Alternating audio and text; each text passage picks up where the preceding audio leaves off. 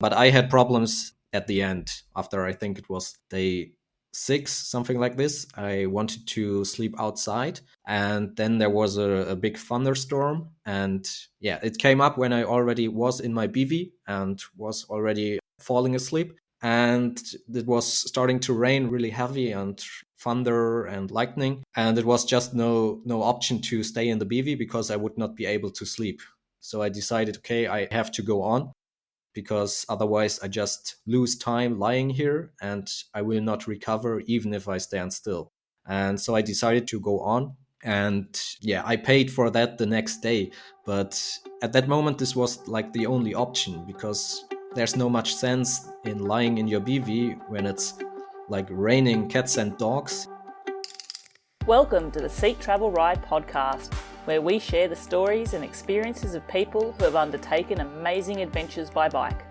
Whether it's crossing state borders, mountain ranges, countries or continents, we want to share that spirit of adventuring on two wheels with our listeners.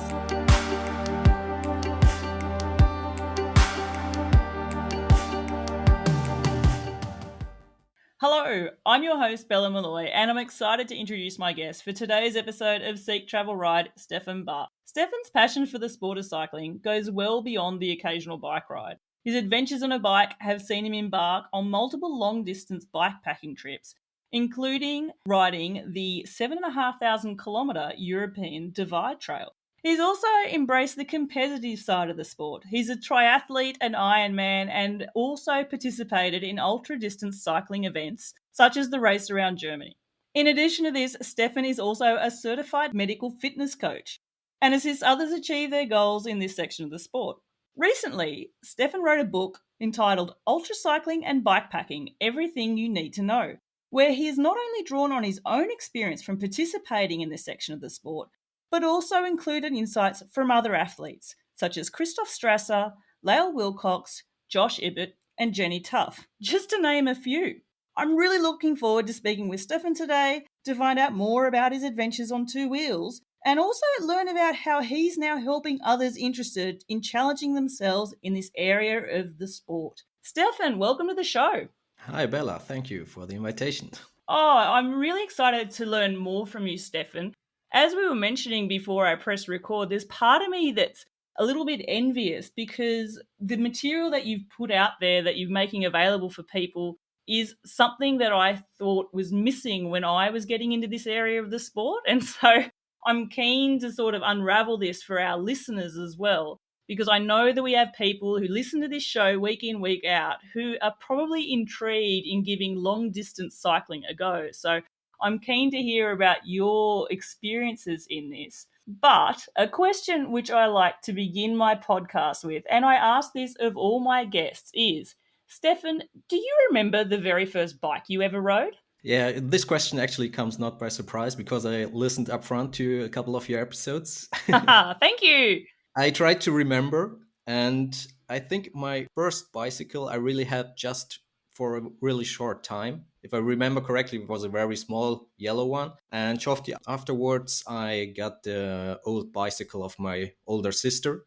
And so this was a bike I had for a longer time, which was pink, but yeah, it was okay at that time. And yeah, only then after that started my real interest in cycling, I guess. So the memories to the first rides are a little bit confused and not that good. I have to admit, we share a commonality there, Stefan, because one of my first bikes was also a hand-me-down from my sister. It wasn't a pink one, it was a yellow one. And the funny thing for me is yellow is actually a colour which I, in a way, just do not like. But it didn't matter that my bike was that colour. When you said it didn't matter that your bike was pink, it doesn't matter when you're a kid, does it? Because it's what pedaling that bike gives you, that sort of sensation of fun, of freedom, of going somewhere. Can you recall that sort of element from riding? Yeah, definitely. But that probably started as a teenager. So when I was around 11, 12 years old, then I started to do my first longer rides, or longer for at least that age. And that was when I discovered like the bicycle is the perfect kind of transportation, at least for kids and teenagers, because it's the first time that you grow your radius of movement. You can go longer, you can reach another city. as a kid, that's not possible because you can't afford a bus or a train ticket or stuff like that. So the bike really was a tool of freedom. Yeah.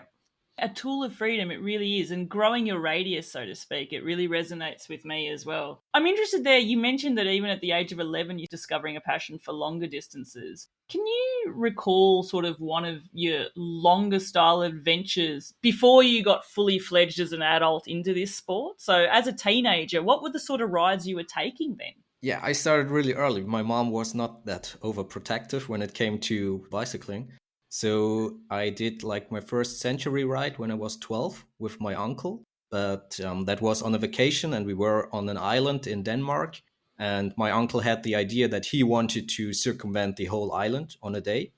And yeah, I was just like, okay, sounds like a great idea. Can I come with you? And I didn't even have my bicycle with me. So I took the bicycle from my cousin.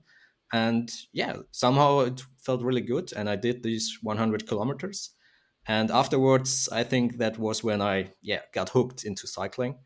And with 14, I was allowed to do my first 3 day ride. So then I had a prefixed route that I, at that time, without smartphone and stuff like this, I had my big paper maps and showed my mom where I want to go. And we booked 3 hotels for me. And then I had like a long weekend. And yeah, it was my first adventure alone on the bicycle. Wow. So you've been adventuring long distance on a bike for quite some time now. It's interesting, just even what you're saying there, how things have evolved. I feel like this part of the sport has evolved just to its roots, it's the same, isn't it? We go on our bike, we decide to go point to point, long distance, whatever hour that is, day after day. It's the same, but there's parts of it that have evolved. Like you're talking about paper maps there and using a smartphone. There's an element sometimes of, I get a joy now of just looking at a paper map and tracing, point to point. Do you do that with some things in your pre-preparation for longer distance rides? Not that much anymore, but I really think that's probably the biggest change in cycling, for me at least, because yeah, nowadays it gives me kind of or it makes me nervous not to know where the route is, where I will go.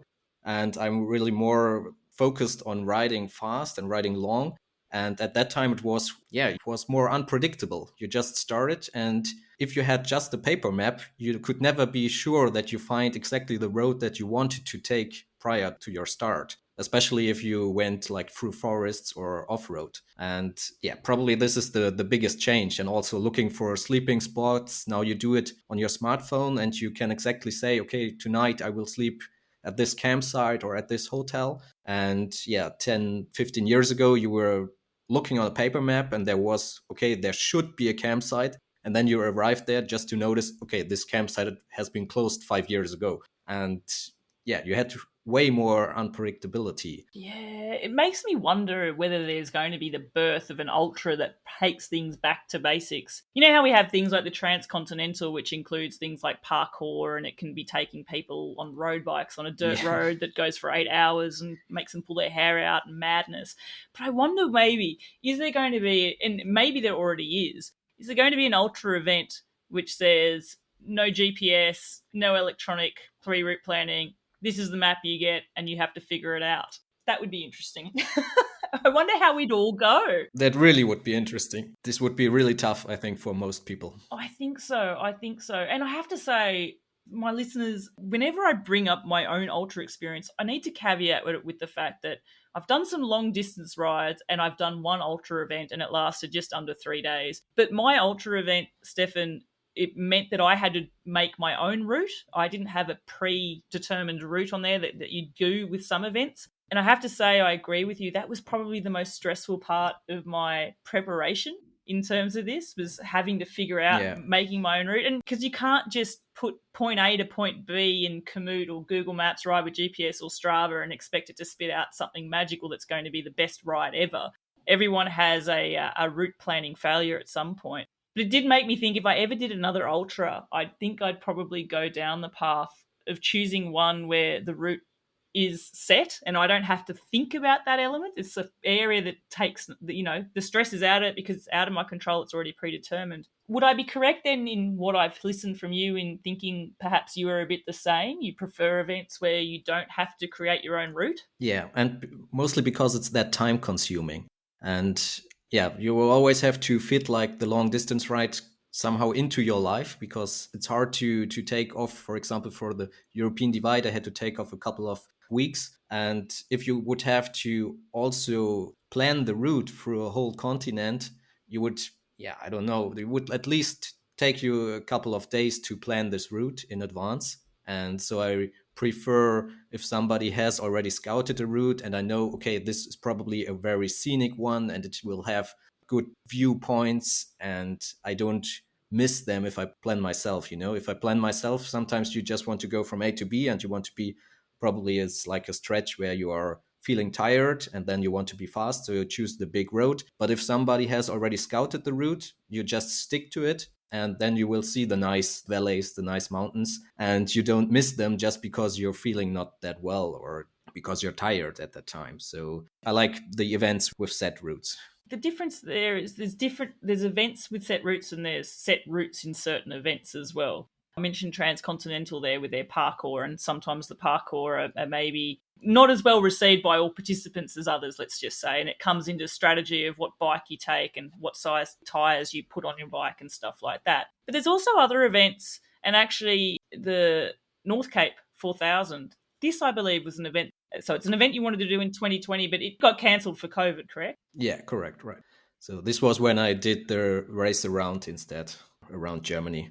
Okay, because North Cape 4000 is an event where part of their marketing for it is that they have made sure when they're selecting the route that it is taking you through the nice areas, the great areas to ride a bicycle, avoiding busy roads and stuff like that as well. On the other side of the scale, I think there's a new event, well, not sure how new it is. It was new to me this year, called the Unknown Race. Yeah, was the first time this year. Yeah. Do you know how long it is before the event that they actually reveal to the participants where each of the checkpoints are going to be? I think you don't get it revealed at all before the event. You always get just the next checkpoint. Then you go to the checkpoint, and when you're at the checkpoint, you get the next checkpoint.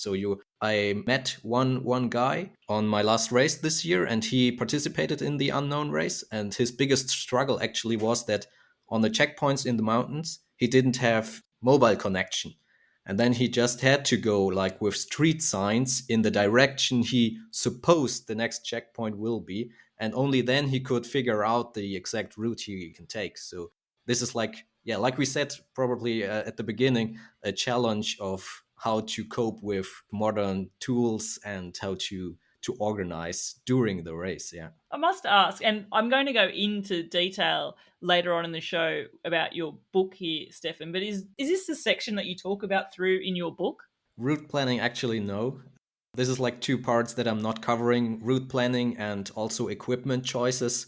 I think the parts that probably have the most coverage on social media and on blogs and on the internet. So I'm focusing more on how to prepare your body and your mind and your nutrition, stuff like that. And equipments and planning, that's not the focus of the book. You are right, though, because when I was doing my research, I could find no end to blogs and YouTube videos about packing lists, about gear, bags, bikes, tyre reviews, all this sort of stuff. There are areas of our sport which are well documented, and there's websites dedicated to just that. But yeah, you are right. And I think, and I would love to delve into this as well, because obviously, not only your experiences from cycling long distances and doing events like this yourself, but also your expertise as a coach. One of your strap lines is that you focus on long term health.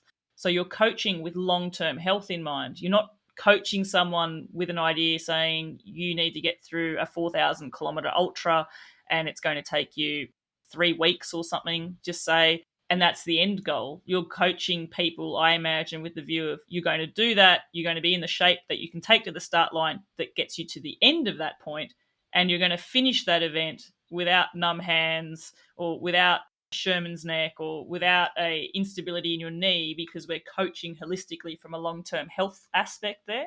Yeah, the focus of my work is that you don't do like, or you don't have the one big aim to finish the transcontinental once in a lifetime, but I want to prepare my coaches so that they finish the transcontinental and they want to do it the next year again. So it's really like they want to, or they are able to do long distance cycling without doing damage to their body. Because from my point of view, that's quite a big danger that some people take it too lightly and focus perhaps a bit too much on the mindset and this willpower that if you really want to finish, you can finish. And that's true. You can do a lot with your willpower, but probably you will only do it once.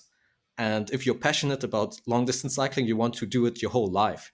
And for example, on the European Divide this year, I met a guy from New Zealand, and he was something like 62, 63. He was like at the end of his career, and he took a Sabbath year. And during this year, he did the Great Divide in the US, a bikepacking route through New Zealand, and the European Divide. And always just with a couple of weeks where he spent at home with his wife and his kids. It was amazing to meet him and to see, okay, he does the same route as I do, but he is 30 years older, but he can still do it. He's just, okay, he's doing not perhaps as many kilometers per day, and he will spend a couple of more nights in the hotel and not in his BV, but he's still fit enough and healthy enough to do like 3 such huge bicycle rides in 1 year. And that's what gets me going. And that's what I want to do my coaches as well. So they are passionate about the sports and they train in a way that they are able to do this their whole life. Yeah, and that is such a game changer as well. Can I ask then, because we've touched on the fact that you've enjoyed long distance riding on a bicycle from quite a young age. You were having your long distance multi day adventures in your teenage years. Obviously, you have your own profession and expertise as a medical fitness coach now, and you've learnt a lot in your education and your professional life, which substantiates how you approach events now. What about beforehand then? Like, do you have your own learnings of physical discomfort and stuff? How you did things early on that you go, I can't believe I used to do things this way? Yeah, definitely. Definitely. It's like, as you said at the beginning, the literature or the coverage of our sport of long distance cycling, it's just evolving. If you Google like ultra running, you find a list on Amazon with probably 50, 60, 70 books, I don't know. But if you do the same with ultra cycling, you only find adventure stories, but no scientific approach to the sport. So obviously I had to do most of the mistakes myself. And when I started with it at teenager and also in my early 20s, I did a lot of touring. I wouldn't call it bikepacking yet because I had no bikepacking bags, but I had like a pannier and my saddlebags on it. But it was touring, and it was just like, okay, once a year I would take a couple of weeks and ride my bike every day as long as I could. And I always had like this, I want to go as far as I can. And just when I started with preparing for Ironman distances, then I started to, look at it from a more professional point of view and started to think about, okay, but how can I ride my bike during the year to become faster? And then I started to quit with triathlon and I started with like these 24-hour races at first. And that was when I really got into this topic and started to read all the papers on ultra running and try to get to know what I can use from these papers, what I can use in cycling as well. And so this was a process. Yeah, because there's, I guess, similars in terms from an endurance point of view between ultra running and ultra distance cycling, but also from a physical point of view, the demands on the body I would think are pretty different. Yes, but only in kinds. Like what I like to do is always to separate. Like if you are training physically, you always train in endurance sports. On the one hand, you train your metabolism, and on the other hand, you train your muscles. And that's two different topics. And the metabolism part, that's pretty much the same in if you go swimming, running, or cycling. So you can also use the same or similar methods in this area.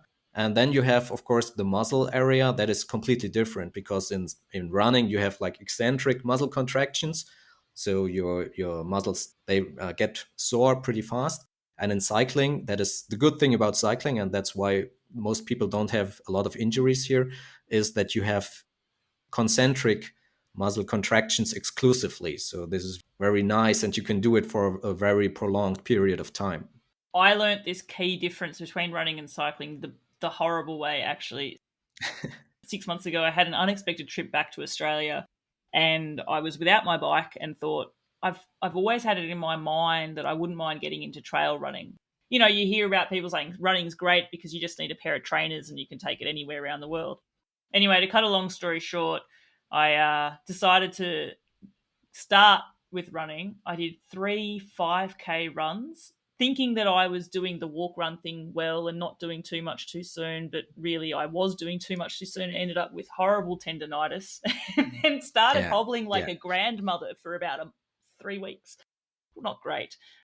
yeah. You have to be really, really patient if you start running as a cyclist, because like that's the problem. Your metabolism is very good from cycling, and so you to train your metabolism, you would have to run 2 hours probably, but your muscles they can only cope with 20 minutes perhaps, and yeah, that's a big, big discrepancy there. Because again, it's not that I ran 5 kilometers nonstop. I'm not that sort of a machine, but it was very much, I guess, what I thought was taking it easy probably wasn't, and it is due to that. Like, if you can sit on a bike for 8 hours a day, day after day, you've got the lung power to do a 5K run, and it should be Yeah. okay. But no, that's a whole rabbit warren we don't need to unpack right now.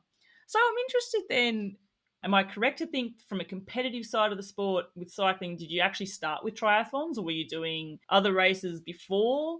Yeah, I started with 16 when I was in school with triathlon and did it until yeah my mid 20s. And then that competitive element combined with your passion for longer distances. So you obviously an Ironman that doesn't come out of nowhere. You obviously have a passion for fitness as well, which led you down that professional path too. Ultra cycling, when did that really come into it? Signing up for an ultra event. So saying no to running, saying no to swimming. I just want to focus on ultra distance cycling. How did that come into the equation? At the time when I did the Ironman events, because I noticed I want to go even further. At that time, like Ironman was the longest sports event that I knew of, and this was like in 2012, something like this. And this was just then I think the ultra cycling scene really kicked off. You know, we have now, I don't know, TCR, the Transcontinental Race. It was ninth edition this year, something like this, or eighth. Yeah, and notwithstanding they didn't hold it for 2 years during COVID. Yeah, so this is just 10 years ago, there were no such big races. There was the race across America, and yeah, there was no media coverage in Germany about the race across America because no German athletes are doing the sports at that time, at least. And so Ironman was like, for me, it was okay, this is the longest race that you know of, and you should participate. And then I got to know Christoph Strasser from Austria and heard about his wins at the race across America. And I was like, oh, wow, this is completely different. This is what I want to do. And then I started with going to Austria, and because they have a lot of 24-hour races on the road bike there.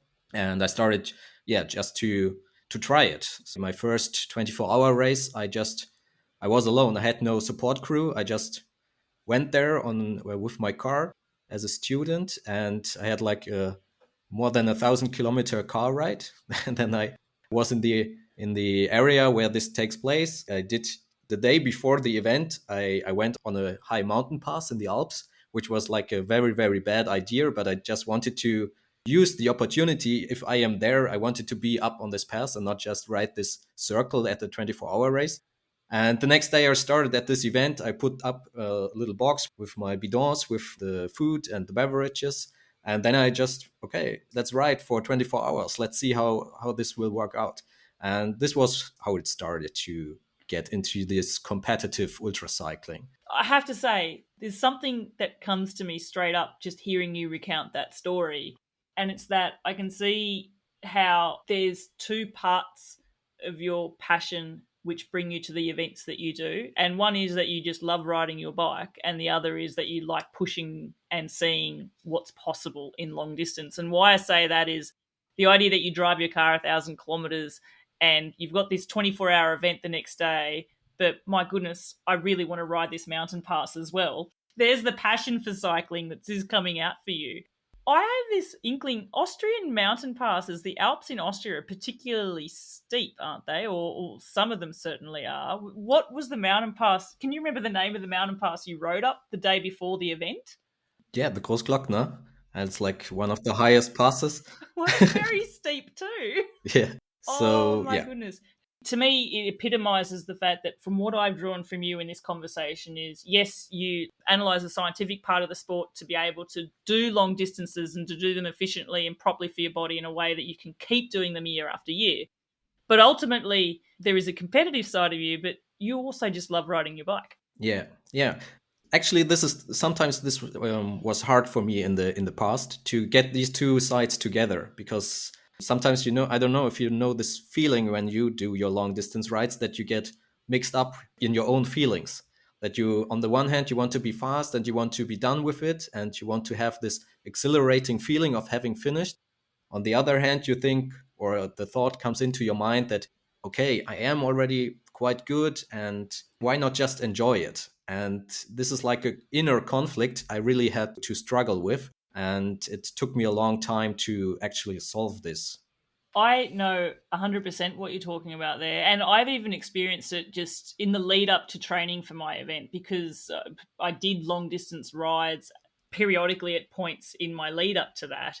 I recently interviewed two guests, actually both from Germany, from Frankfurt, Stevie and Tom Tisson, and they're similar in that they have a passion for the sport of cycling, but also compete in ultra events as well. And they recently took a 2 month sabbatical from work and did a 2 month bikepacking trip around Europe. And it was in the first week, Stevie says her experience was it took her a while to get out of that ultra cycling race mode and to get into touring mode. I know exactly this feeling. Yeah, so I wanted to ask you, and I know we're jumping a bit around here in terms of your experience, but obviously, when we talk about things like the European Divide Trail, it's different in a way to a lot of other parts of cycling because it's off-road cycling. This is an off-road trail that you did, 7,500 kilometers.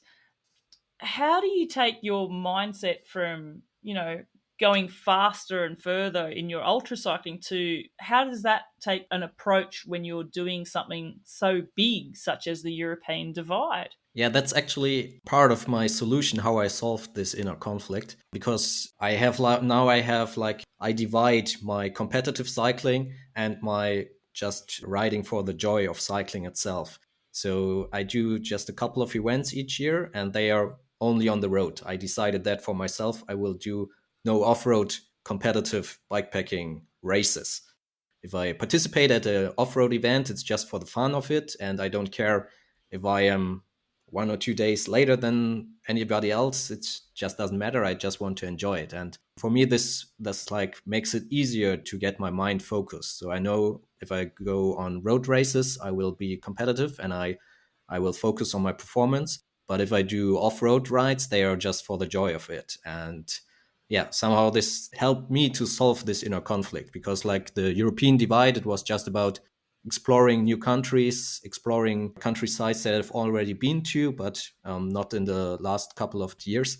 Yeah, and just enjoy this feeling of being outside and camping and yeah, be self-sufficient and being on the road. So there's no competitive part to it. It's still at the beginning, like Stevie, it's hard because the first days I always tend to go like, okay, I could still ride 2 hours more and I could still cover 50 kilometers perhaps. So why not do it? But then you have to like decelerate and to take a break and think about, okay, here's a very nice lake and here would be the perfect camping spot. I can just stay here and I can ride those 50 kilometers tomorrow. At the beginning, this is really, really hard for me as well. But then I ease into it and I find my rhythm. That speaks to me a bit as well. When you was talking there, you have this conflict because physically you're capable of going further, but you don't need to. And so it's interesting that you're aware of that struggle. Did that sort of wear off in, say, the first few days of the European Divide Trail for you? Or did that sort of come in and out during your time cycling on this? It probably is an in and out, but it gets less and less the further you progress. But only if I have a certain time frame. That's also something I think you had a lot of guests that have done like really large tours, like many months. Years, even. Yeah. Yeah. And I used to envy that because it's like, if I think about this, this makes me exhilarating. I think about it, okay, this would be a really, really nice to circumvent the world or to go to this country. And yeah, then I start on a trip like that. And then I notice after a couple of weeks, okay, now I'm fed up with it because I'm a guy who needs his base. So if on my way or on the road for more than 3 or 4 weeks, I really get this. Yeah, probably it's really homesickness that I get, that I want to be at the base again. I don't want to pitch my tent every day at another place. And I miss this spot where I come to in the evening. So, yeah, during the years, I started big rides, and I always found out, okay, this is not my cup of tea. I like 3 weeks. 3 weeks is good for me. And everything beyond that is probably too long. So I think that's like a personal trait and you have to find out yourselves. But it's another struggle for me because I always long for those long rides.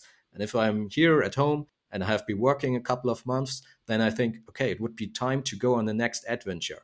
And then I start to think about which kind of adventure could you do. And I'm always landing at the really big ones, like the European divide. And yeah, then afterwards I notice, okay, this was too big. It's not your character. This is probably just too long. But also, something that happened to you for the European divide was, and it's actually a skill that you need from an ultra cycling perspective as well, is adaptability, because your initial plans for the European divide trail and how you set out to tackle it in the end are two different things as well. Because obviously, Yeah. and actually, for our listeners, just to take a step back, if you were to describe what the European divide trail is to someone who's never heard of it before, can you just give a quick summary? Yeah. So the European divide is, I think, the first bikepacking route that covers the whole of Europe. And you have a or a fixed route, and you can go either from south to north or from north to south. And it's the one end is at the most northeastern point of Europe, at the Russian border and the Barents Sea.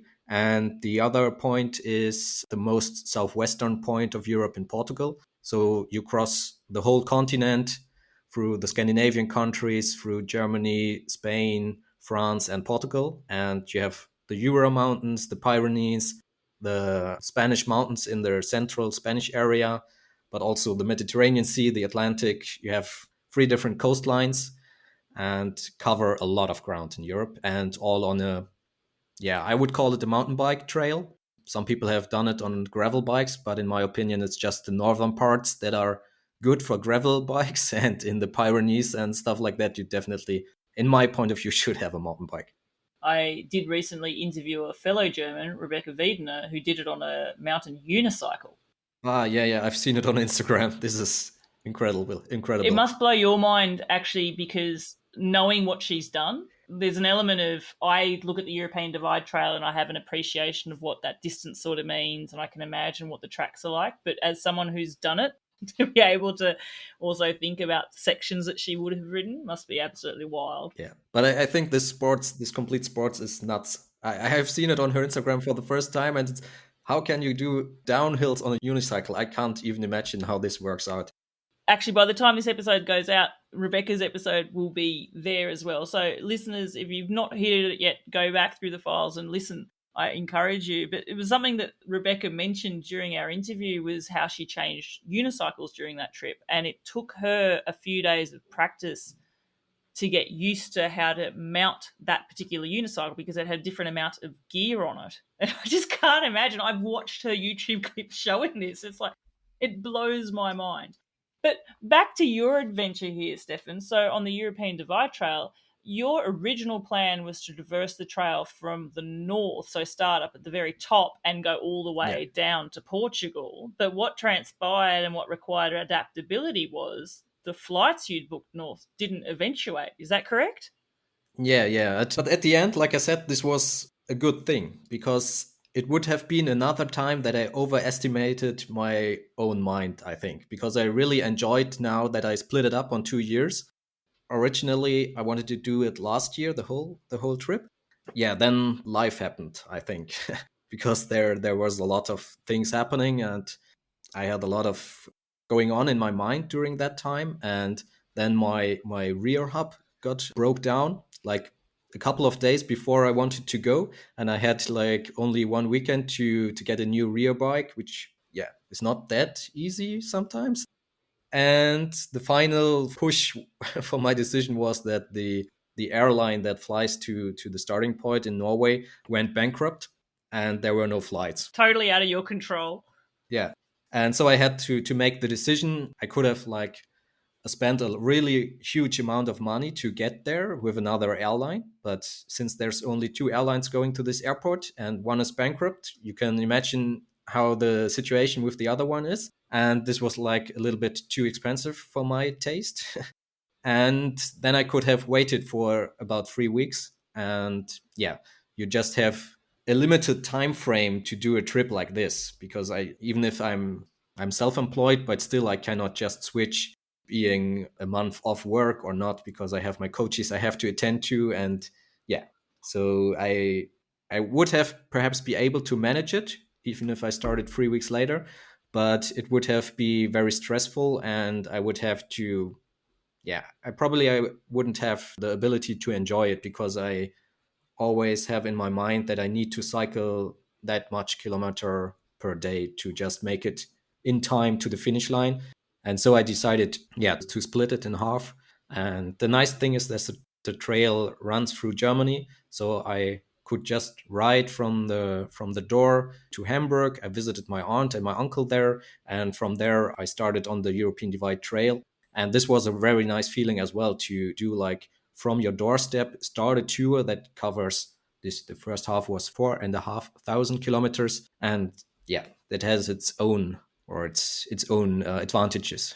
It's almost a serendipitous moment there, in that things that were totally out of your control work to your advantage in different things. So, and you know what's interesting that I sort of think of as well, Stefan, 4,000 or 4,500 kilometers is still a really, really long bike ride. It's still a Yeah. really big trip. Even cutting it in half is bigger than most people would think about. Yeah, it's still definitely long enough, and for me it was like the perfect length. So this was last year, it was 4 weeks and a couple of days, because I did some rest in Portugal when I finished there. I did not want to rush back, but I rented a tiny house and stayed a couple of nights there to just, yeah, enjoy this feeling of having accomplished this and cycled through the half of Europe. So it was 5 weeks, and yeah, I think longer would have been hard for me. And yeah, my girlfriend was happy too that I was not away for 2 or 3 months. Again, 2 or 3 months is the sort of time frame that you need to take. Well, time frame is very personal when we're talking long distance tours, Yeah. because again, it's all what their appetite for distance is. But leaving from your home, though, I do love that idea of a trip that you've rolled out from your driveway, from your front door, and you're going on this journey. Yeah. There's a lot of emphasis now on people from an environmental sustainable point of view, trying not to take flights, trying to take environmentally green conscious sort of things. And there's green leaderboards in ultra races now for people that do that. Putting that to one side, I really love the idea of I'm just going to ride from home Yeah. and I can connect the trail from here. So that's really cool. What sort of typical distances were you looking to do each day on that? Because it's obvious speaking to you, and it's probably obvious to my listeners, you're a fairly fit person. Let's just say you are an athlete. I was saying distances are very personal, but what Yeah. sort of distances were you thinking of achieving on the European Divide Trail when you first set off? And did that marry up with actuality of actually being on the trail? Yeah. Since I split it up in 2 years, I didn't have a real plan on how fast should I be, because then I knew, okay, I have more than enough time. I can go for my standards really slow and still be in time. And so I think when I rode, I did this year probably 150, 160 kilometers on average. And last year it was a little bit less, because the southern parts, they are way more altitude meters to cover.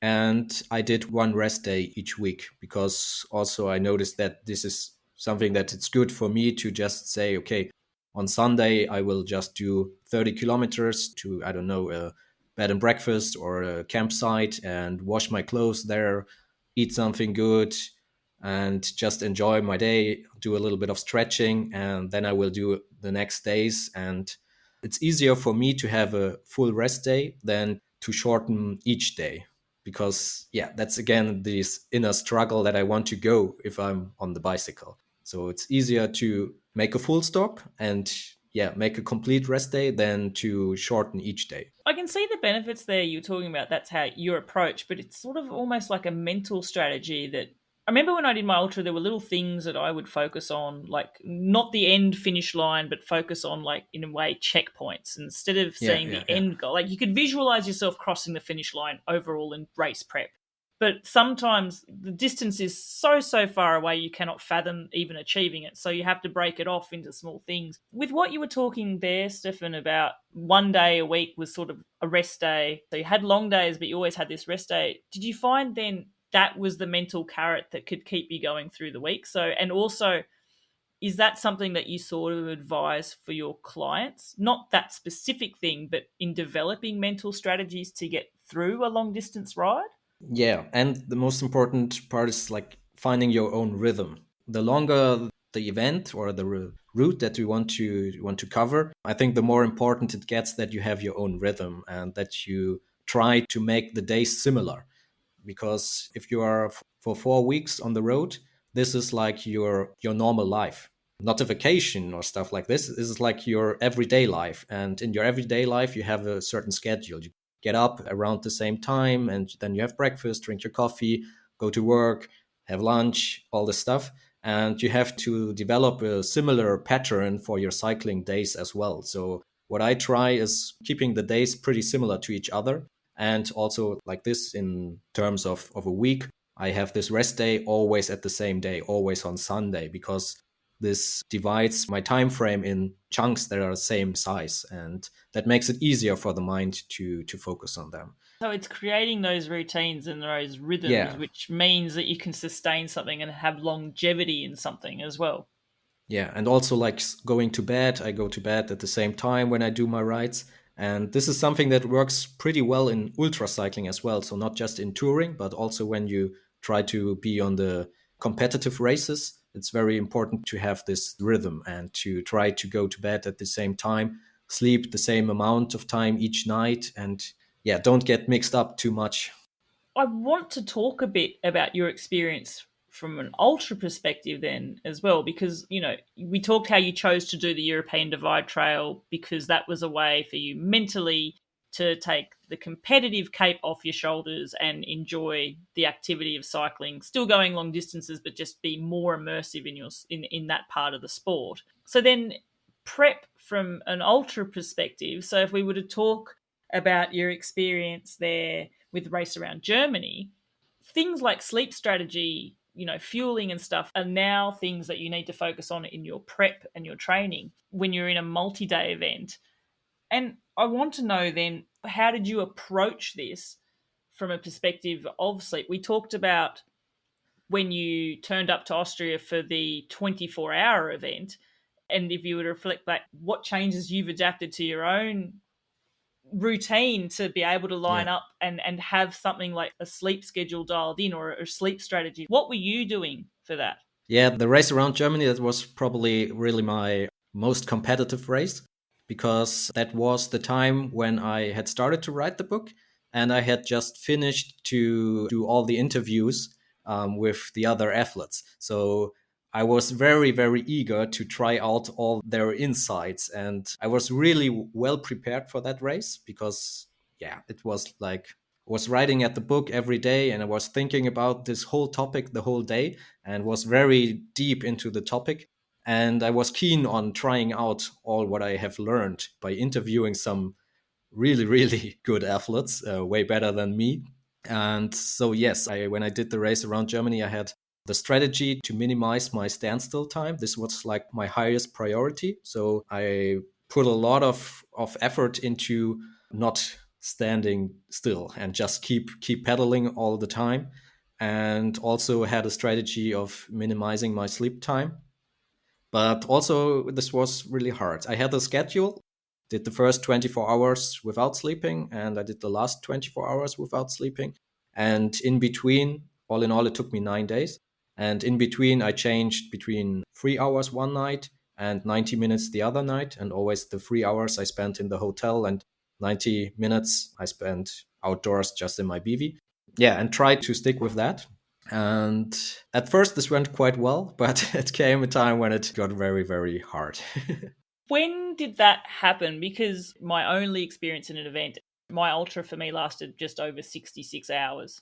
Thank goodness. Because I can't fathom doing that 3 times as long. But I've read about the day 2, day 3 being the struggle when you first start an event. I don't know if that has to do with the adrenaline of the first day being over or pushing yourself further or something like that. But I'm trying to think, did it start getting hard from then for you? Or was it like day 5, day 6 where things started to unravel? For me, it was at the end rather. But I think this is really very individual because, like you said, a lot of people are talking about day two, that they have like the second night is the most difficult one.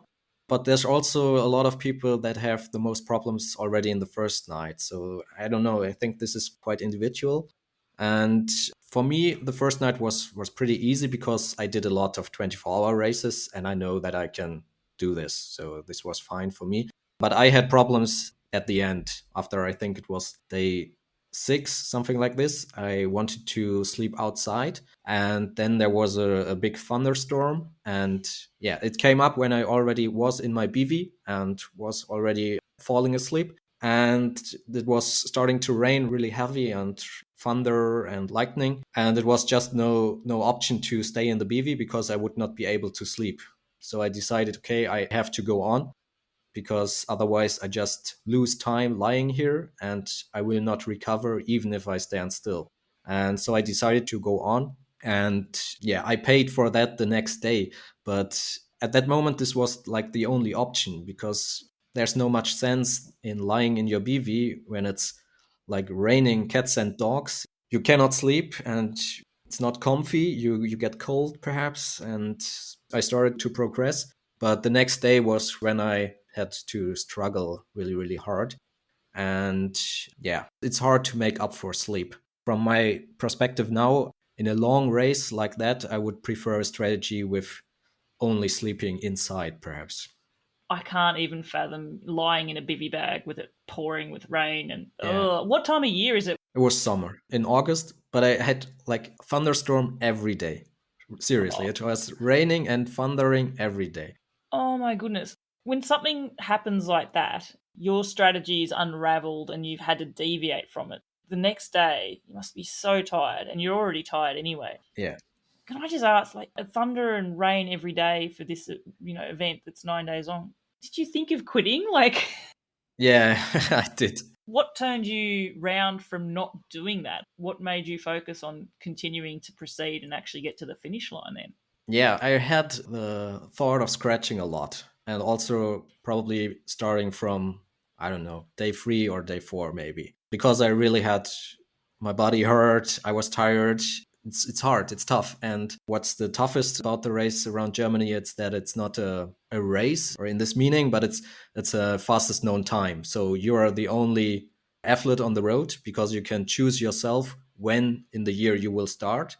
And you can also choose yourself where on the route you will start. So there's just the circumvention of Germany on a fixed route, but you can decide where you start, and obviously where you start is also your finish. So you're really just competing against yourself. And I think this sets this apart from the transcontinental or stuff like this, because there you always know, okay, there's other athletes, and you can look on dot watcher and you see, okay, there's guys in front of me, behind me, and that will keep you going. And perhaps you even sometimes meet somebody. And if you're doing the fastest known time attempt, it's just you and your time. And at that time, I wanted to break this course record. And I'm good friends with Matti, who holds this record until now.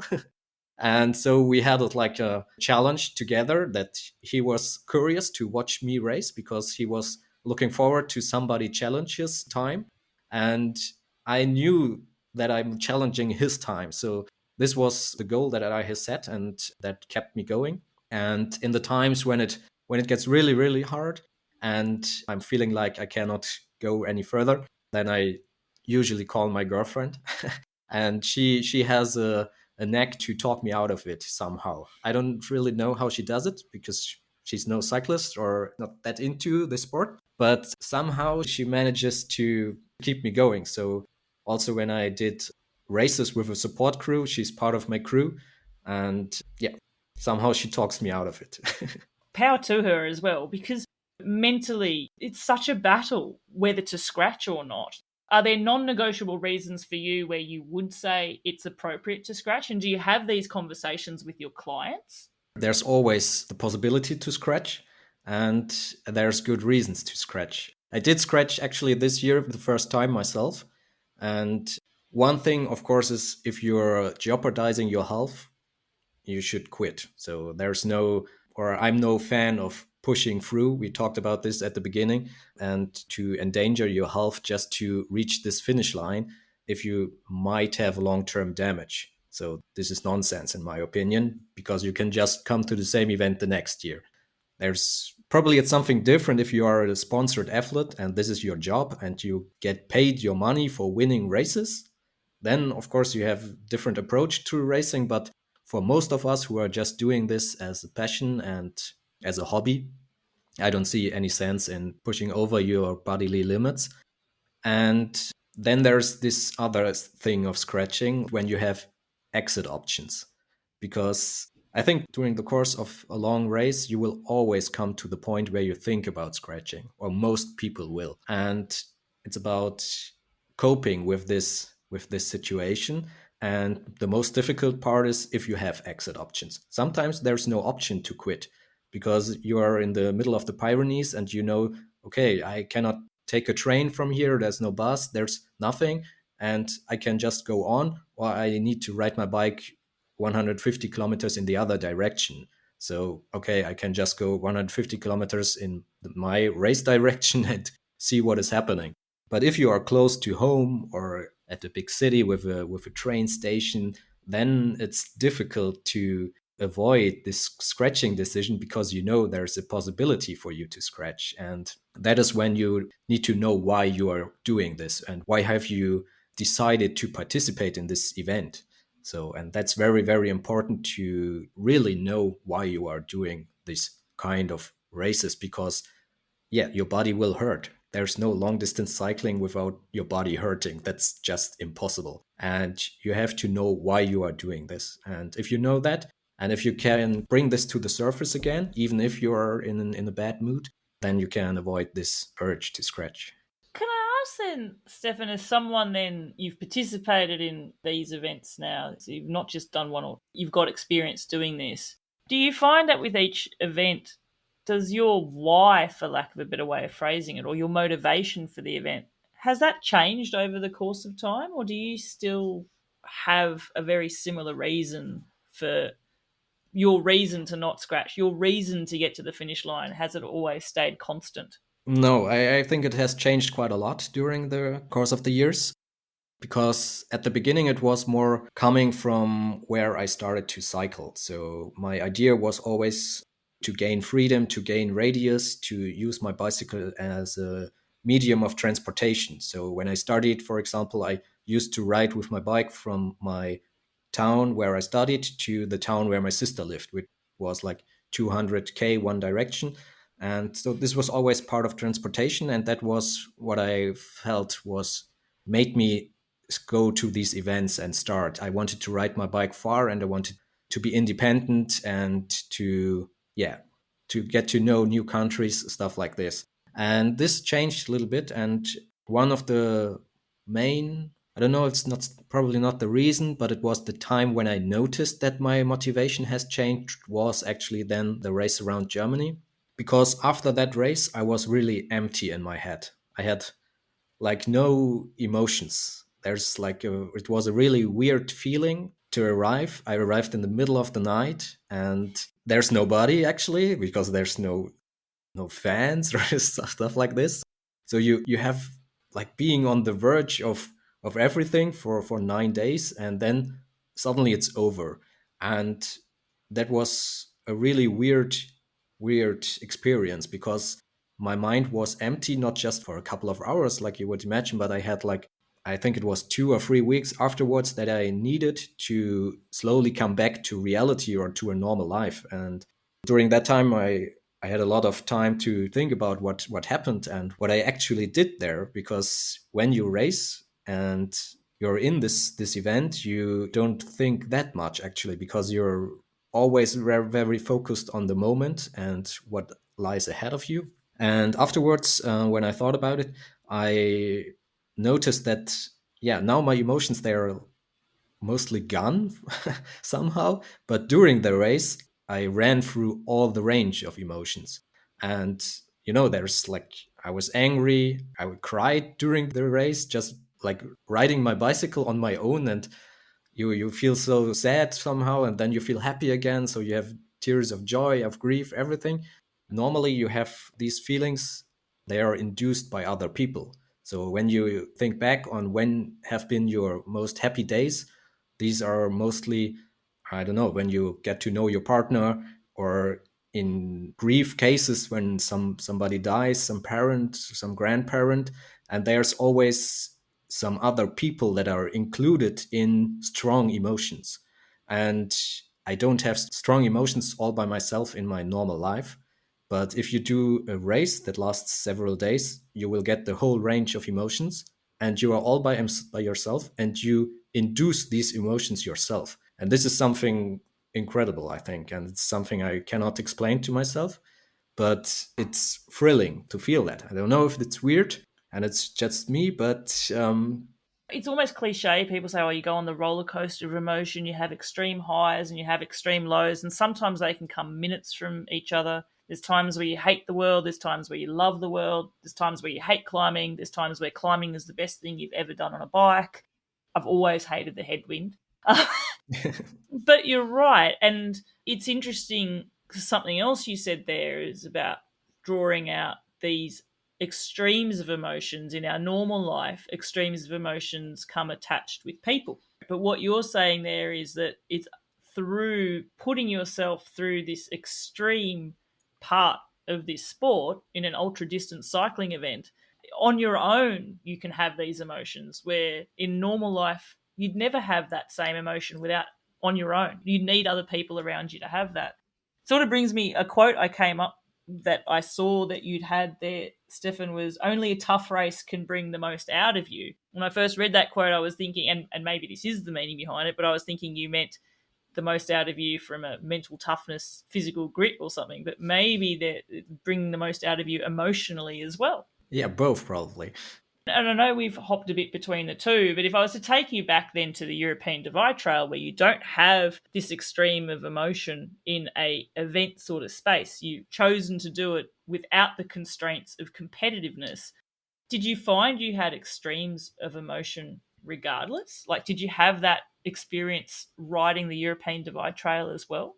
Not in that manner. So I think it really, for me, it comes with this being focused the whole day and bringing your world down to a minimum, just to concentrate on racing. And you just think about eating and really push your mind and your body to its absolute limit. And that is when probably your brain cannot really cope with this and starts with these actions. I don't know. So if I'm on my adventure rides, it's not that much. I, of course, you have like strong emotions there and you are all by yourself, but they are not that erratic.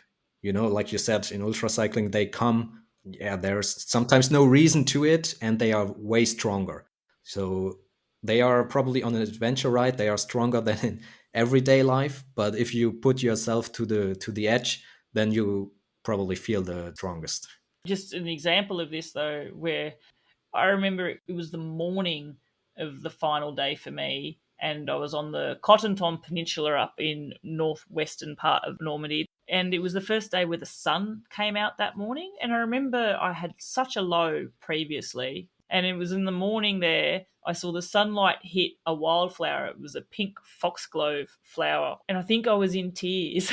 And it was like I was brought to tears by a flower, which is so bizarre and erratic. But the funny thing is, though, I see those flowers now.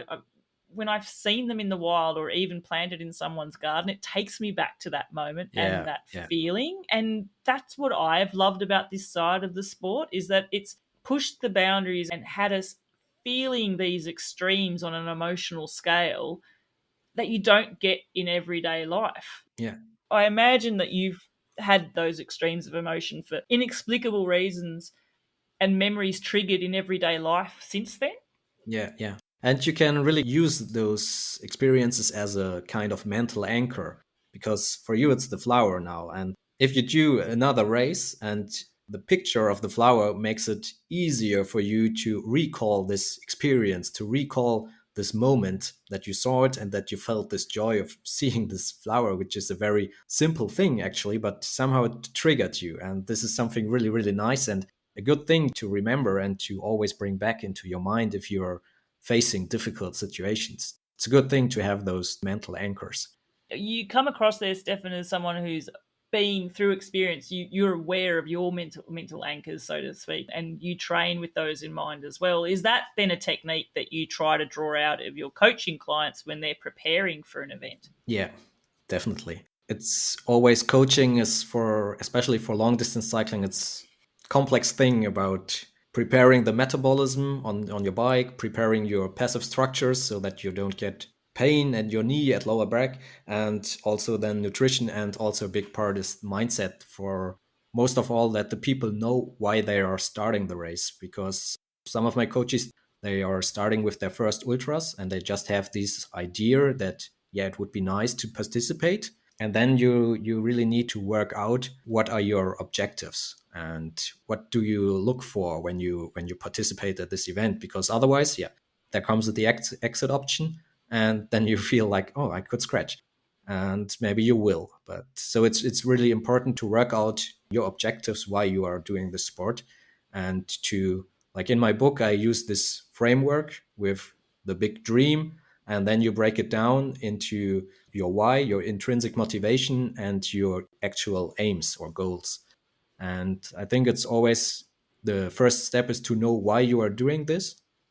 But oftentimes this is a really abstract thing. So we talked about my why, which is like feeling these emotions triggered by myself, but this is very abstract. So I need something to visualize this. So the dream is kind of an instrument to grasp your own why. And then you have this dream. You could say this is, in my case, this would have been to make a fastest known time at the race around Germany, for example. But you cannot really be sure that you will be able to fulfill this dream because there's a lot of things that can go wrong that are not into your own sphere of acting. So it's like in my case, thunderstorms every year or every day. So this makes it way harder than without thunderstorms, obviously, and stuff like this. And so a dream is never a good tool to challenge yourself or to visualize your own progress, and also to summarize at the end if you fulfilled your dream or not is probably, it's a difficult thing because it could be that you would not have been able to fulfill your dream but it was out of your control. And so that's important to define aims that will make it very, very probable that you will be able to fulfill your dream. And these aims you can measure and you can work on them. And if you have reached all your aims, all your goals, but you have not fulfilled your dream, okay, then this was bad luck. Something happened, but it was out of your control and you did your best and you can be happy with yourself. And I try to use this framework with my coaches to make this whole thing of motivation not that abstract anymore and to make it into something that we can schedule into our training plan actually. So let's talk then, Stefan, about your book. We spoke earlier, and you spoke earlier about the motivations of putting one together because, quite frankly, there was an absence of material out there in this niche of our sport. Did you always envisage doing it in the way that you did? You've garnered interviews by some very impressive athletes in our sport here. You know, I rattled a few names off there at the start. Did you always have it in mind that that was the approach you were going to take to compile all of this information? How did all this come about? No, not at all. It was completely different, actually. At the beginning, I just started to write stuff down for myself. And when I studied medical fitness, I always draw these parallels. Okay, what from my studies can I transport into my own sport and my coaching? Yeah, I started to make a handbook for myself actually on how to prepare for my own races. That was the beginning of it. And during the years, this became quite extensive, but it's only been not I don't know the English word, not full sentences, but just a couple of words and a couple of footnotes with the studies that I can read again and stuff like this. And then I started to talk with my closer friends that are also doing this ultra cycling stuff with Matti Köster and Jochen Böhringer. And they were like, okay, this is really interesting, and this would be really, really nice to have to extend this even more. And so I started with these two to interview them. And I remember sitting down with Matti for, I think, something like 10 or 11 hours straight.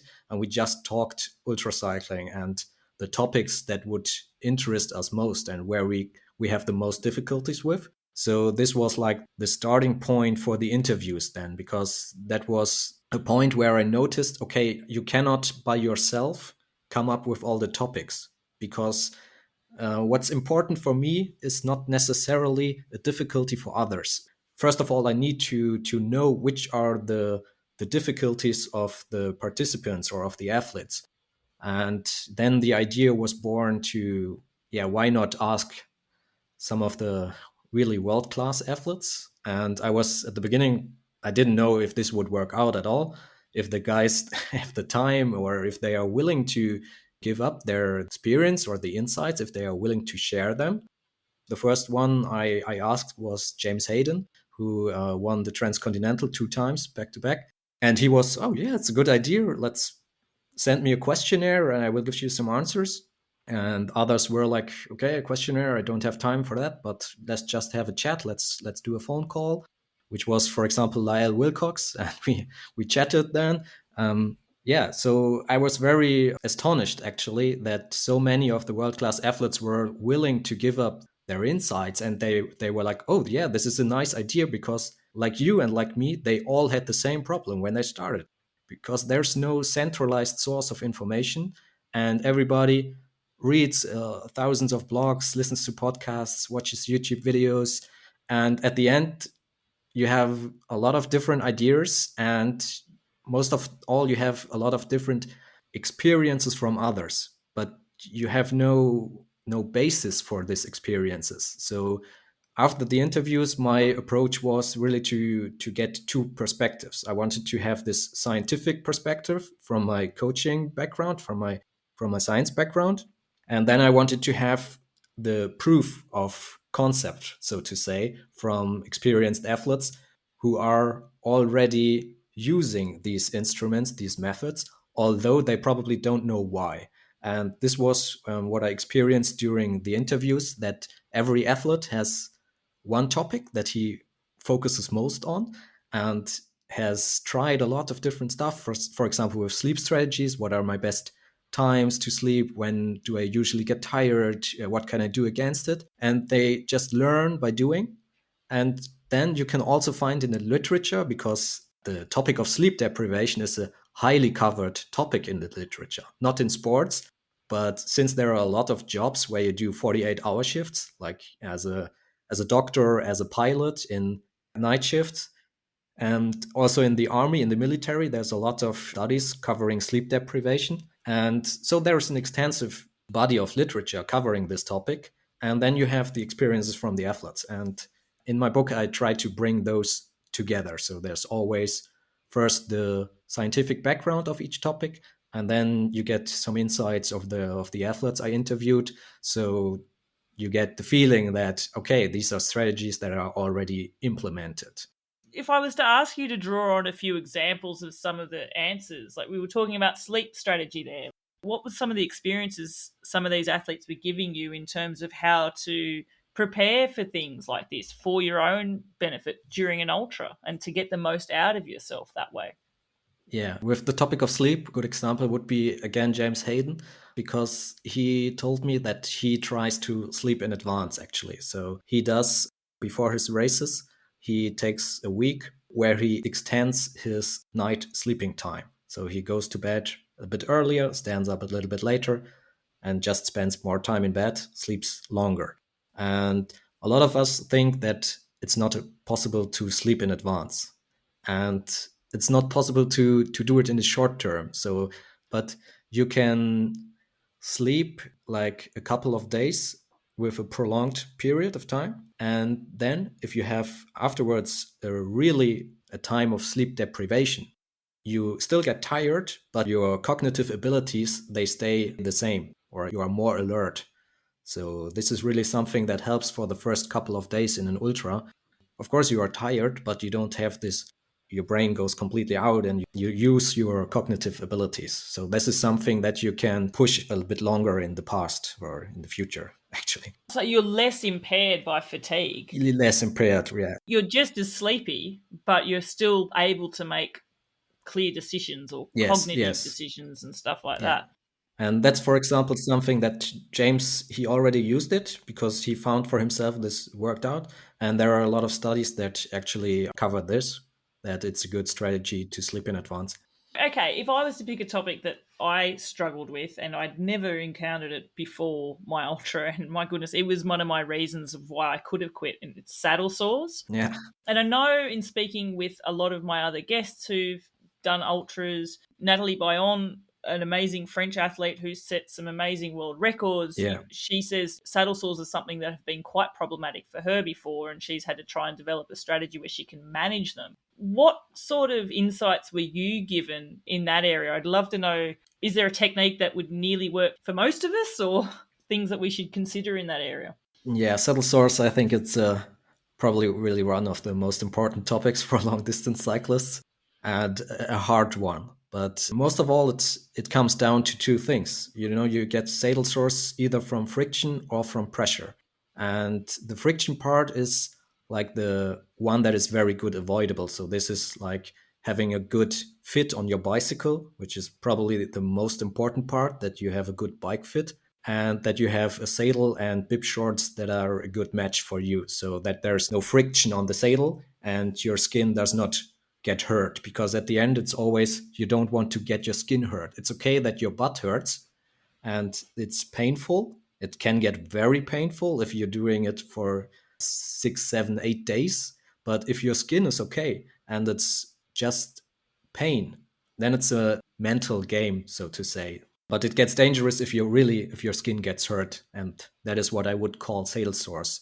A lot of people call saddle sores, okay, my butt hurts, but saddle sores are just an open wound. That is when it becomes a matter of quitting, and that is the point that you need to avoid. And so the first part is always get rid of friction. You don't want to have any friction. And then the second part is, which is I think not that much known, it's pressure. The simple pressure that you sit on your seating bones or on your buttocks, on the bones there, causes a lot of pressure. And this is way more pressure than your skin barrier can cope with. So just by sitting, the skin will deteriorate and you will have the same phenomenon like people that are, or patients in the hospital that can't move by themselves and they have to be relocated every couple of hours so that they don't get wounds, because just your body weight is enough to damage your skin.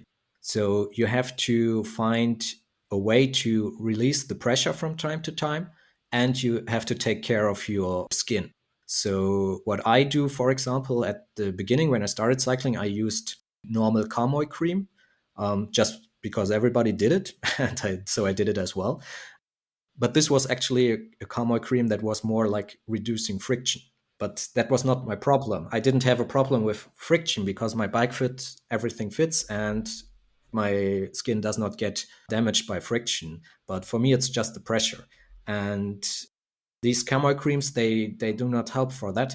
And you rather need some cream that is good for your own skin type. So that really hydrates your skin and that keeps up the skin barrier. It's like there's the most outer layer of your skin is called the skin barrier, and you have to keep this intact so that there's no possibility that small particles get into your skin and then they will cause friction and then you get open wounds and saddle sores. First thing always is reduce friction. Second thing is take care of the skin barrier. And that is actually something that that you should be doing prior to a race and not just during the race. So it's not that important to use the Carmoy cream during the race if you don't have friction, but it's more important to use the cream after every shower, for example. That's also something Christoph Strasser does. He uses like a special cream that it's also antibacterial for 2 weeks prior to his long races, so that his skin is in a perfect condition. It should be like a baby butt, so to say. It's never occurred to me that you might use cream in that way, Yeah, in a preparatory way. yeah, So the cream is to protect the skin barrier for anything. to keep it healthy. Yeah, What about the pressure then? Because the cream is not helping with the pressure. no, no. So is pressure more about making sure that you're standing periodically, that you're not in a similar stance, or Yeah, yeah. You just need to get out of the saddle, and you need to get out of the saddle for a long enough period, which is about 1 to 2 minutes. And for example, I try to ride in a standing position once every hour for at least 1 minute. And this helps a lot because you also the temperature drops because you're sitting the whole time on your bib shorts, and there's too much heat, and there's no possibility if your skin gets damaged, the small particles, they cannot be removed or repaired, and that's why some people they get like these blisters on their butts, and that's because the material that your body produces, it cannot be, or the waste products, they cannot be removed because you need a low temperature, and you need to get rid of the pressure so that the blood can circulate in the skin there. And so I try to cycle in a standing position every hour, and at least for 1 minute, which is quite long when you do it. I look on my cycling computer and I count to 60, or I look that a minute passes. And it's also a routine I developed. again, I wish I had access to all this information before my event. Hearing this even freshly now, having had my experience, I can see where things would have gone on a different trajectory for me as well. The last area I wanted to talk about quickly with your book there, Stefan, is like nutrition, because you often hear bandied around that an ultra distance event is really an eating competition, who can eat the most. And you hear this Yeah. said by a lot of people. My experience and the experience of others also is you can also experience this phenomena where you need to eat food, but you just physically don't feel like eating food. Did this come up in your interviews as well? And what sort of insights did you garner from that? Yeah, nutrition really is the main topic, or after your physical and mental game, this is the most important one, because if you don't eat enough, you will just not be able to finish because your body has not enough energy, because the races are simply too long. You cannot do a transcontinental or a race across America just with your body fat reserves, because they are pretty large in every one of us, even if we have low body fat percentage, but still they are not enough to keep us going for such an event. So yeah, it really comes down to eating a certain amount of what you are burning each day. I think this is also the most individual topic. So there's some guidance perhaps that you can take in account if you want to improve your own eating strategy, like first of all to know how much energy do you need each day. It's good to have a rough number in your mind, so it's a good thing to calculate that beforehand, and also to have an idea with which foods you really can take this energy amount in. So it's good to experiment with what are your tastes, what can your stomach, and then to check the kind of food that you are eating concerning energy density, and also like the macronutrients, that you have a good mix of carbohydrates and also fats and proteins. But there's certainly no one fits all solution. And this also what came out at the interviews, because there's guys like Christoph Strasser, who has his origin in the supported area and who's used to doing Race Across America with a support crew, and has a diet that is completely dialed in for himself. So he gets the same amount of food and drink every hour, and he has a really tight schedule, and everything is planned when he did his Race Across America victories. So there's nothing left to chance. He knows what he's expending and he knows what he needs to put back in to keep fueling Yeah, him. Right. And this is like he's only doing liquid stuff, and he's also doing liquid stuff only some days in advance to a race like that, because your stomach grows if you eat solid food.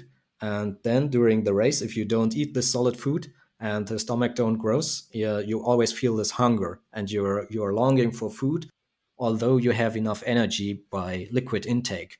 And so he quits solid food already 3 or 4 days prior to an event and sticks with his race nutrition, actually just drinks, just to get used to the taste of his race food, but also to get his whole organism dialed in already prior in advance. So this is a very dedicated approach.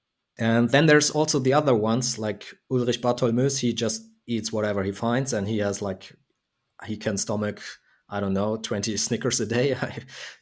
There's like the 2 points of the end. So this is very, very different, and also very different from the kind of race that you take. There's races where you don't have the possibilities to resupply. If I think of races like the Silk Road Mountain Race, you will have to do with what you get. And races in Europe, or in Central Europe at least, yeah, you have a lot of gas stations and you can at least take whatever they have. So it's very, very different. I guess would the takeaway there be is knowing how what you are individually from a fueling point of view prior to the ultra, so that you have a better idea then, like what you were saying, know what your food, what you can tolerate, know what you can digest, know what you can keep down on a bike. Try things before the event. Don't let the event be the first time you figure stuff out. Yeah, lots of experimentation, but also analyze what you do. So usually we are riding on our training rides, and we are making a stop at the bakery and at the gas station, buy some stuff, eat it, and all works well.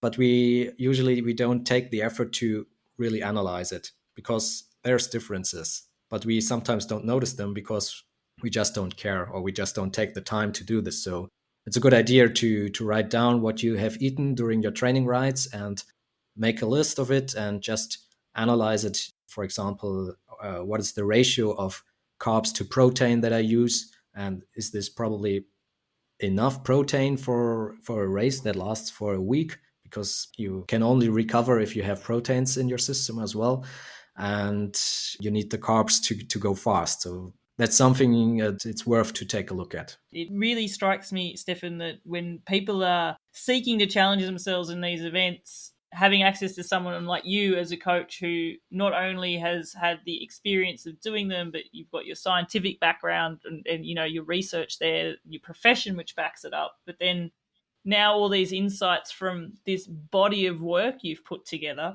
There's a reason why you've called it ultra cycling and bikepacking everything you need to know. You've gone through that there as well. Quickly, I do want to give a shout out there to your book. If our listeners are intrigued, how can they get themselves a copy of this, and how can they find out what you've discovered and draw on the insights from these amazing athlete interviews as well? Yeah, the easiest way is to read the book, obviously, and you can purchase it on Amazon, on all the worldwide Amazon pages, and in the US and in the UK also in the bookstores. But unfortunately, not worldwide in the bookstores, because this is, for me as an independent author, quite a challenge to put together a project like this. So I'm very grateful for all the nice people who supported the Kickstarter campaign to make it possible to translate the German edition to English. And you can always get more infos on my YouTube channel or on my Instagram, and also on my website. Awesome. And for our listeners, I'll be providing links to all of these avenues in our show notes as well. If this is an area of the sport that you really want to get into, by all means, do yourself a favor and seek this out. What about if people are interested in coaching as well? I know that you're based in Germany. Are you only coaching athletes in Germany, or is your coaching model set up so you can coach people remotely? It's completely remotely. It all works with Zoom calls or Teams calls, and the training is done via an app. So all is shared, all the training videos, all the stuff is in an app, and I do internationally coaching as well. Yeah. If people want to get to your coaching business, what's your coaching website there? If you just want to give a quick shout out to it. Yeah, that's sbucoaching.com. sbucoaching.com. And I'll provide a link again, listeners, to Stefan's coaching in the show notes if that's something that is interesting you as well. Stefan, we've talked for ages. I definitely need to wrap this up, and I only have a few quick questions to ask you. The first one is I'm putting together a Seek Travel Ride playlist for people, and it's going to be an eclectic mix. Each guest gets to pick a song which they would choose as the theme song or the soundtrack to their tour. So I feel this could change depending on whether we're going to be talking about race around Germany or maybe the European Divide Trail. But if you were to pick a song, what would that song be? Definitely, yeah. It's very, very, very different between my competitive racing and my adventure tours, because in competitive racing I only listen to one band, which is called Scooter, which is a weird German techno band from the 90s. And I love it already. I don't know them, but I love it. yeah, and I used to just listen to 10 songs from them over and over again, and this just keeps me going through the night when I'm racing. So this is pretty weird and boring to listen to if you keep it on repeat all the time. But it's pretty fast, pretty loud, and it keeps you awake. Okay. Yeah, for adventure racing, it would be something different. There, it would be more like Arcade Fire or something like this, probably. Oh, what song from Arcade Fire are you going to pick? Probably Funerals. This is like amazing song. All right, I'm going to put you down there. But I have written Scooter down because I actually want to Google their music. Yeah. Listen to it. Definitely. Okay, final two questions. I asked these, Stefan, of all my guests. The first one is if you were told one day you have the choice where you can cycle perpetually up a hill or perpetually into a headwind, which one would you choose? Up the hill. Okay, why? It's probably you don't progress because I'm always riding uphill, but I hope that I can still take the view down because I'm not at the foot of the hill, but probably in the middle somewhere. So I would have at least have a nice view of the surroundings. Uphill still far and away the winner above all my guests. If I was to just pick a statistic there, I would think that maybe only less than 5% of my guests have ever chosen the headwind. No, nobody likes. Last question then. If you were told one day you're cycling for 4 hours and you have the choice to cycle for 4 hours on your own or for 4 hours with other people, which one would you choose? Probably riding alone, actually. I really love to be in the solitude when I'm on my bicycle. Yeah, and just immersed in your landscape. Yeah. I am actually, just as quickly, just because we moved off the European Divide Trail very quickly and went into the ultra space. And I do want to take you back for just one quick moment and just talk about if you could pick just one moment on that trail which just totally immersed you, took your breath away. I know there would have been endless ones, but from a scenery perspective, it might have been a moment perspective. We heard me talk about my pink flower moment in my ultra. Did you have a Yeah. moment on European Divide that you can forever just recall and think about? I had like the best day probably was in Spain, called Spanish Mongolia, and it really looks like the scenery in Mongolia. And I cycled there. It's very high. It's like a high plateau and scars, no trees, stuff like this. So it's more like, yeah, very plain. And on top of that, I found a refugio, and I didn't expect that. And I was really, the whole day I was on my own. I didn't see any other tourists, any other bikepackers, nobody. And I just arrived there. I think it's something like 3 o'clock in the afternoon, and it was not my plan to quit cycling at that time. But I saw this refugio and this nice scenery, and I just needed to stay there. And I had like the best evening of the whole trip, probably. Yeah. Ah, it's those unexpected moments, aren't they? You can't plan Yes. them, you don't know that they're coming, and they stick with you forever. I love it because everyone on a tour knows exactly what we're talking about. Well, Stefan Barth, it has been an absolute pleasure. I've thoroughly enjoyed this conversation with you. I feel like I was given this opportunity to tap into a bit of knowledge there that's definitely going to be helping me with future approaches to how I do things. And I've really enjoyed just unraveling your journey and finding out how you turned from that teenager who wanted to map his radius bigger. And in a way, you're still doing that, but in different modes of cycling too. Thank you very much for sharing your story with Seek Travel Ride. Yeah, thank you. It was really also travel for me to rediscover my roots of cycling. It's very, very nice talking. That was such an enjoyable conversation I had there with Stefan. I really loved two things, and I think I said them a couple of times in the interview. I loved how there were two sides of his passion to the sport, that he had this competitive side, which pushes him in ultras, but also just this sense of wanderlust and that joy of being immersed. And as he said, extending his radius on his bicycle adventures. But I also, from Stefan, just valued his insights as someone who's had experience in the sport, whether competing or not, but also through his coaching. And wow, what a body of knowledge he has built up. Certainly, listeners, I encourage you to seek out his book if ultra cycling and long distance bikepacking is something that you are interested in and participating in. I can just tell from a few of my questions there with Stefan, he's got so much knowledge in this space. And as we said, you've only got to Google a bit and realize that not much is out there in the World Wide Web there for us. So take advantage of it now. I really want to shout out and say a special thank you to my super fans. You know who you are. You're the people that send me emails, leave me reviews, and also share the show on social media and with your family and friends. You are the people that have helped this show grow to be so global. I have to say a big thank you. I value your support so much. And thank you for helping me build this big community here at Seek Travel Ride. Until the next episode, my name's Bella Malloy. Thanks for listening.